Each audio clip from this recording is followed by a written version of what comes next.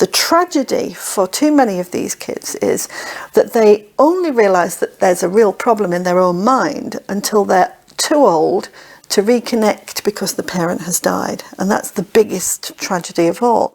In many of the alienated parents that we work with are children who were alienated themselves. They may not realise it, but actually when we start to work with them, they recognise that that was part of their trauma story too. Transgenerational trauma repetition is something that we look for when we're assessing a family, and we will often find unusual patterns of behaviours in families where a child has rejected a parent and has become aligned with the other. But that's just the top level story. That's just the door that opens.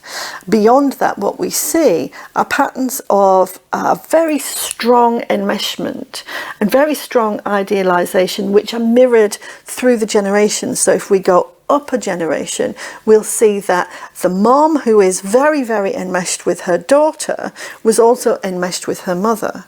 We'll see that the father, who has parentified his daughter or brought her into an inappropriate spouseified relationship, is also in a very enmeshed relationship with his mother.